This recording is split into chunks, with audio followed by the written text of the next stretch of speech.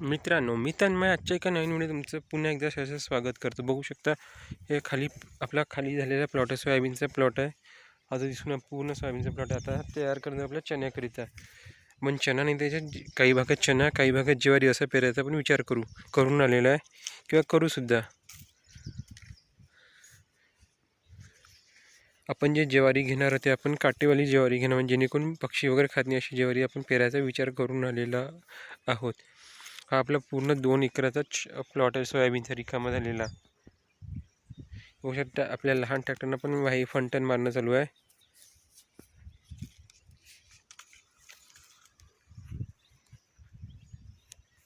सोबतच हे पुंजाने सुद्धा आपण जाऊन आले. हे जे सोयाबीनचे पुंजन पण आपण हार्वेस्टरनं काढले, थ्रेशरनं काढलेलं नाही आहे, हार्वेस्टरचं काढलेलं सोयाबीन आहे.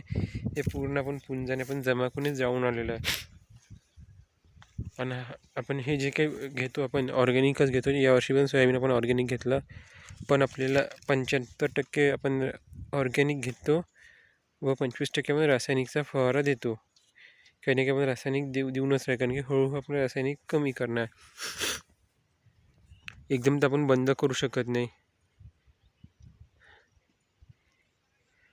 पण यावर्षी कोणालाही म्हणा, सर्व लोकांनाच सोयाबीनमध्ये लॉस झाले. मला सुद्धा या वावरात आपल्याला लॉस झालेला आहे सोयाबीनमध्ये. हे बघू शकता अशा प्रकारे आपण फोडून आले. अजून हे जे माती म्हणतात, अजूनही ओलीच आहे. हे माती ओलसरच आहे जमीन अजूनही, पण आपल्याला चण्याचा वार लवकरात लवकर तयार करायला लागणार. म्हणून आपण जर आता फोडलं तर हे काही दिवसात आपल्याला सोकून येईल, म्हणजे 2-4 दिवसात सोकेल.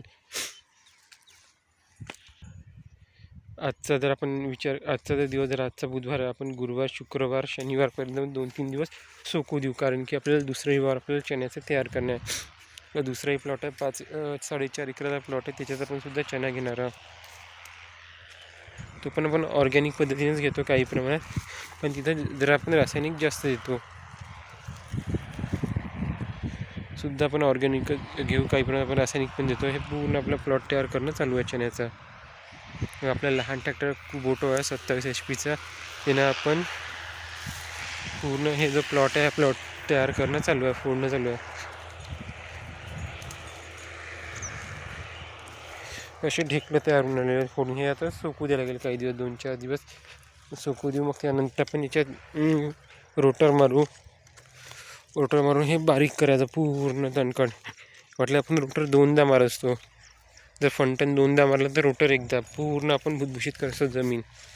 जोपर्यंत प्लॉट पूर्ण बारीक होत नाही, पूर्ण तण, तोपर्यंत आपण याच्यात रोटर चालवतो.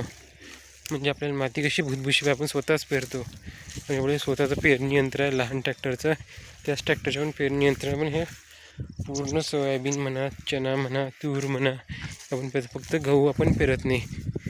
गहू जर आपण पेरत आपण मोठं ट्रॅक्टर सांगतो, लहान ट्रॅक्टरना पण रोटर मार.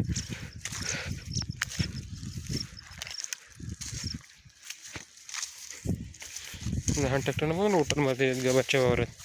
अशा प्रकारे आपण हे पूर्ण प्लॉट तयार करून आलेला हा ऑर्गॅनिक पद्धतीने आहे. आता हे पुंजाने सुद्धा आपल्याला जाळणं चालू आहे. बघा, नळी आहे ड्रिपची, उंदरानं खाल्लेली. त्या नळीचा पण उपयोग करून आला पुंजाने जाळायला. आता काही पुंजाने राहिलेले आहेत ते आपण जाळून घेणार आहोत.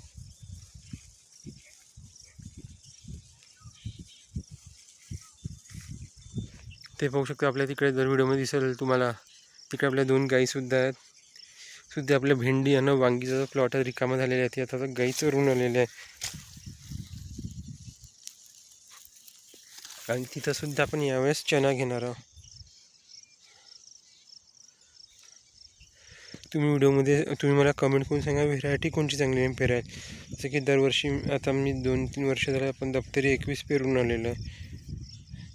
मला 5 एकरात 70 कट्टे 73 कट्टे दप्तरी झाला होता. दप्तरी चणा म्हणजे 5 एकरात 73 कट्टे.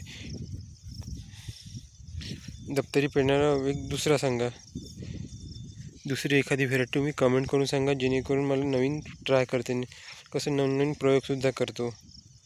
फक्त आपली ऑर्गॅनिक पद्धतीने जंगली तूर आहे, हे सुद्धा तुराचा फुलावर सुटलेली आहे.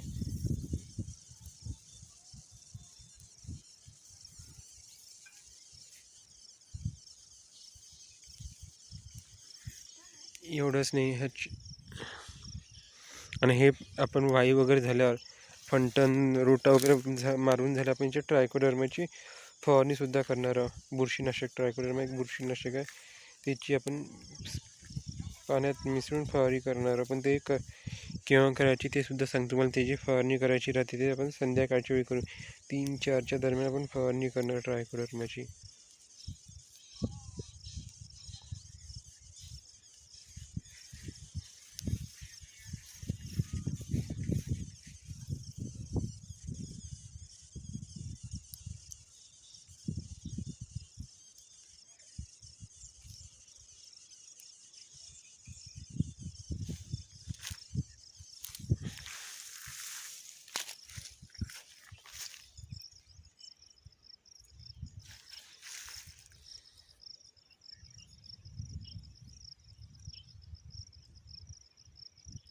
आपला ट्रॅक्टर सुद्धा इथे उभा आहे.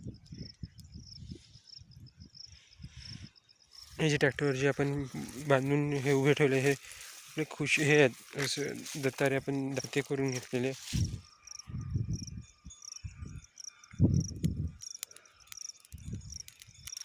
म्हणजे ते सोयाबीन उचलल्या की जाऊन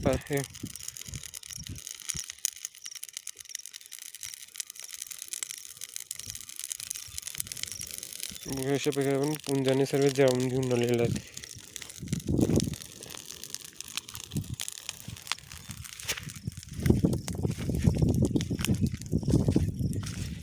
पुंजाने जाळून घेऊन आले बघा. हा पूर्ण आपला प्लॉट आपला चण्याचा तयार होणार आहे.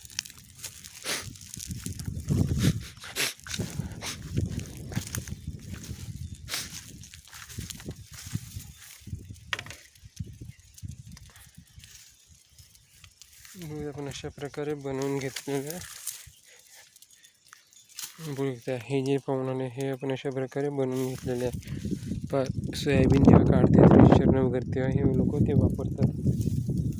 हे लोक हे असे अवजारं हे लोक वापरतात.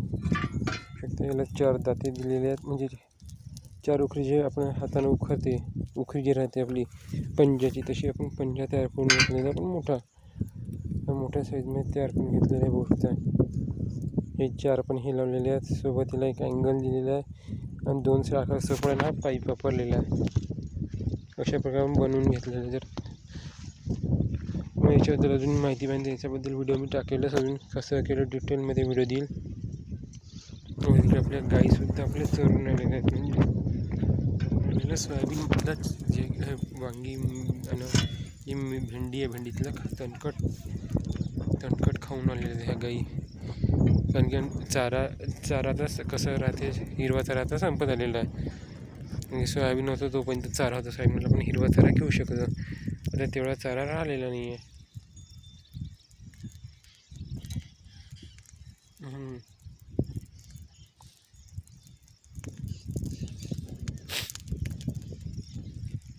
हे बघू शकता काही मध्ये आपले सागाची झाडं सुद्धा लावलेली आहेत. सुद्धा तुम्हाला दिसलं किती मोठे झाले. 1 वर्ष झालेलं आहे. हे जे काही मोठे सागा झाले 1 वर्ष, जवळजवळ 1 वर्ष कंप्लीट झालेलं आहे. आपण जुलैच्या ऑगस्टच्या तेवढ्यात राहिलं होतं. हा 1 वर्ष काही महिने झाले, 1 वर्ष 2 महिने वगैरे झालेले आहेत. प्लॉटला सागाचा जो केलं कंपाऊंडवर लावलेला आहे. प्रत्येक अँगलवर एक अँगल सोडून आपण लावण्याचा प्रयत्न केला. म्हणजे एक अँगल सोडून एक अँगल अशा पद्धतीने आपण पूर्ण सागाचं हे बघू शकतो. आपली जंगली तूरसुद्धा आहे. हे बरोबर ऑर्गॅनिक पद्धतीने घेऊन आलं आहे. इकडचे काही झाडं भाजल्यासारखे झालेले आहेत, पावसामुळे जळल्यासारखे झाली तूर.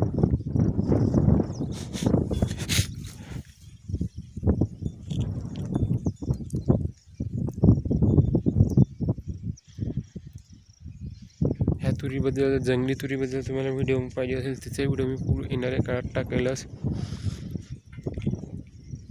काही करणं अजून एक सांगतो, काही करण्याचं मी व्हिडिओ लेट टाकून आलेला आहे. दिवाळी होती त्याच्यामुळे तब्येत बरी नसल्यामुळे व्हिडिओ लेट टाकलेले आहेत. काही हा व्हिडिओ बराच लेट येत आहे. तुम्हाला याच्याबद्दल सोयाबीन किती निघालं, काय निघालं त्याच्याबद्दल व्हिडिओ टाकेलच मी. व्हिडिओ जर आवडला असेल कृपया करून चॅनलला सबस्क्राईब आणि कमेंट करायला विसरू नका.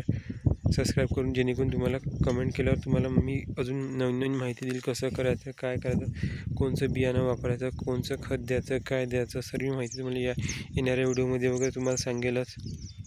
धन्यवाद.